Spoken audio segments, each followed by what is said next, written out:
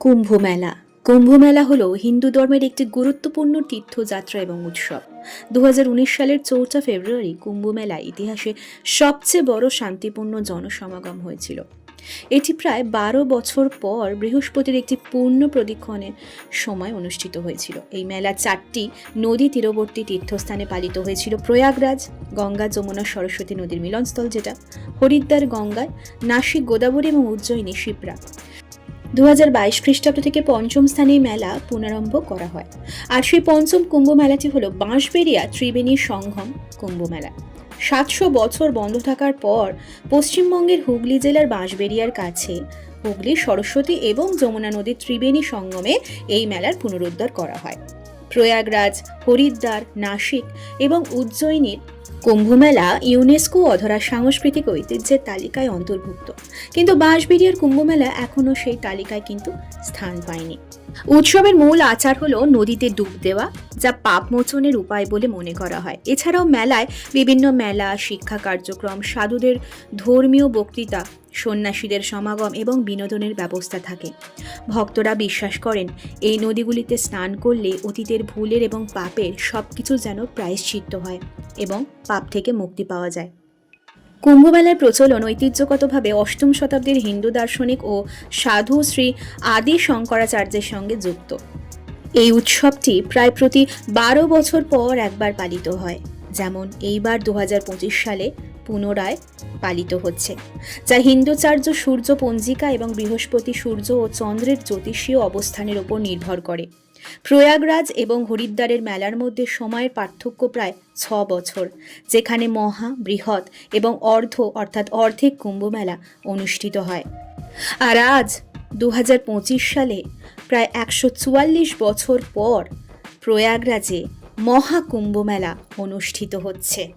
আজ 14 জানুয়ারি 2024, আজ মকর সংক্রান্তির দিন, পৌষ পার্বণ উৎসব।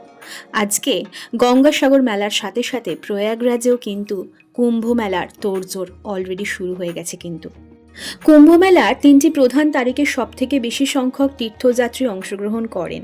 যদিও পুরো উৎসবটি তারিখগুলোর আশেপাশে 1 থেকে 3 মাস ধরে চলে, প্রায় প্রতিটি মেলায় কিন্তু লক্ষ লক্ষ ভক্ত অংশ নেন, যার মধ্যে প্রয়াগরাজ কুম্ভ মেলায় সব থেকে বড় সমাবেশ হয়। দ্বিতীয় বৃহত্তম সমাবেশ হয় হরিদ্বারে। যেমনটা বললাম, কুম্ভের পুণ্যস্নান ত্রিবেণী সঙ্গমে মহাকুম্ভের এই পুণ্যস্নান 144 বছর পর মহা ধুমধামে পালিত হচ্ছে কিন্তু এই মহাকুম্ভ। প্রয়াগরাজের সাথে সাথে হরিদ্বারেও কিন্তু পুণ্যার্থীদের ঢল নেমেছে। মকর সংক্রান্তির সকাল থেকেই শুরু হয়ে গিয়েছে মহাকুম্ভের এই পুণ্যস্নান। প্রবল ঠান্ডাকে উপেক্ষা করেই কুম্ভে স্নান করছেন কোটি কোটি পুণ্যার্থী। বেলা বাড়ার সাথে সাথে আরও বাড়ছে ভিড়। উত্তরপ্রদেশ প্রশাসনের পক্ষ থেকে জানানো হয়েছে সকাল 10টার মধ্যেই কিন্তু অমৃত স্নান করেছেন প্রায় 1.5 কোটি পুণ্যার্থী। কুম্ভমেলায় আপাত দৃষ্টিতে নাম শুনলেও ওই কুম্ভমেলা কিন্তু 4 রকমের হয়।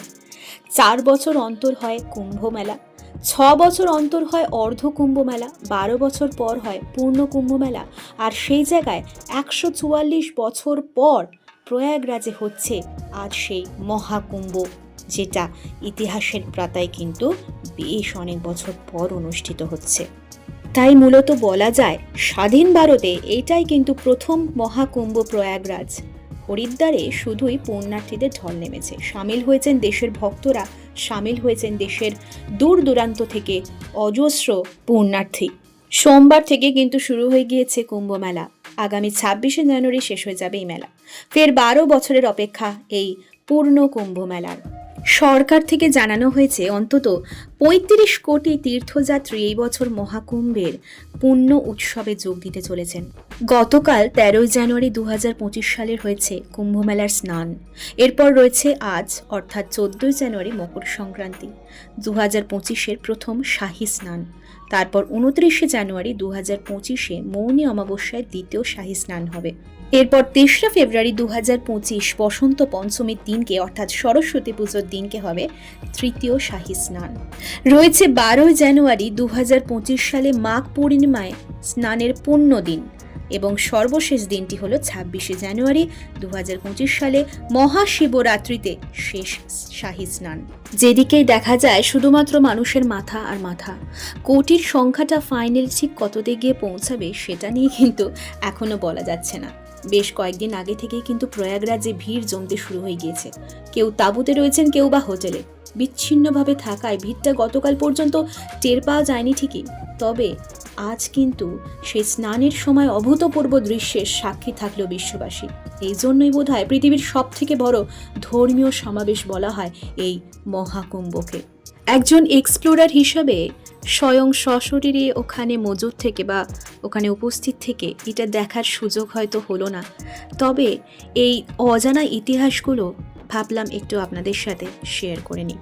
তবে মনে আশা রাখছি এরকম কোনো একটা দিন এই কুম্ভমেলার যেন চাক্ষুষ দর্শন করতে পারি। যাই হোক, ভিডিওটা ভালো লাগলে অবশ্যই লাইক শেয়ার করে দেবেন। আসছি খুব শিগগির ফিরে। সকলকে পৌষ পার্বণের অনেক অনেক শুভেচ্ছা। আজকের মতো টাটা।